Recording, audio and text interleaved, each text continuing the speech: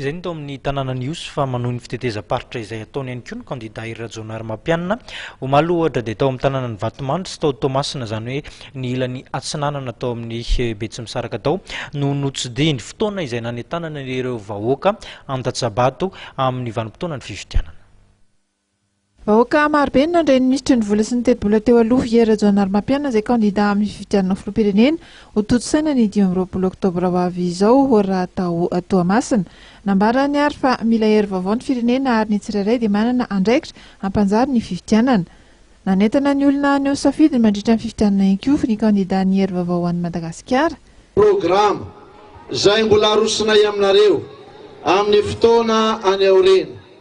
Mbola tsy androany isika no ilazan'izany, mbola tsy fotoana ny fanaovana propaganda izao, fa kosa fotoana mba isehoanay aminareo hoe io zany Hery Rajaonarimampianina izany hitanareo eo amin'ny sary fa miseho vatany eto masinareo ka mitovy sa tsy mitovy.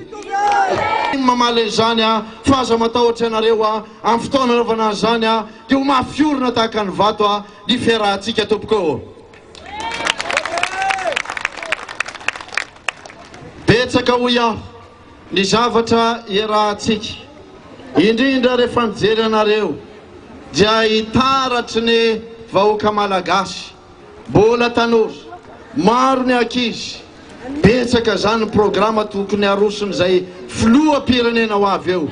Voalaza teo le hoe ahoana ny asa ho avy zany, fa mbola lazainy amin'ny atsipriany zany zavatra izany. Ahoana ny mpampianatra mbola ho avy zay ianao an'izany zavatra izany. Ahoana reo framma ireo mbola ho avy zay ilazan'izany. Efa nampiseho anay tamin'ny efa taona na teo amin'ny ministeran'ny finansa sy ny budget anay fa misy ny zavatra azo atao na kely azany vola, misy ny zavatra azo atao na tsy dia ampy loatra raha ny fanampiana avy any ivelany, ary mbola maika fa raha miaraka aminareo dia mahazo hery vaovao mbola vita zavatra mihoatra nefa vita tao anatin'ny efa taonantsika tompoko. Matokisanay zay matoky anareo avita zavatra be mihoatra noho izay efa vitsika tompoko. Matoky zany ve nareo e? Omaly folakandro izay tao Toamasina renivohitra Tokarena ary no notsidihiny. Ny fanitsakitro ny vahoaka tonga ny enti kandida ity teo amorontsiraka Toamasina. Nisaotra ny fandraisana makotrika ny kandida ary nambarany fa ny fahatongavana marobe dia midika ho fahavononana handray anjara sy handray an-tanàna ho avy, ary nisy koa ny havatra manokana izay napetra no an'ny tanora. Maro aminareo tanora reto, ary rehefa mahita tanora marobe tahaka izao dia mahatsiaro ny andraikitra lehibe izay miandry izany filoham-pirenena izany. Mbola te hiteny amin'izao tontolo izao ihany aho, te hiteny amin'ny vahoaka rehetra ihany aho, fa ireo tanoranay, tanora vonona ny ampandroso ny firenena, izany mbola vonona amin'ny hery vaovao izy ireo mba entina ampandrosoana ny firenena, ary tsy maintsy tavavoaka anay ty firenena ity raha manfanometana an'izahay. Efa nilazao fa kandida ny fampiraisana, fa kandida ny fampihevanana, ka hoy aho hoe zany ihany no fototra tsy maintsy ampandrosoana ny firenena, ny fifampitokisana izay misy eo amin'ny mpitondra sy eo amin'ny vahoaka entina.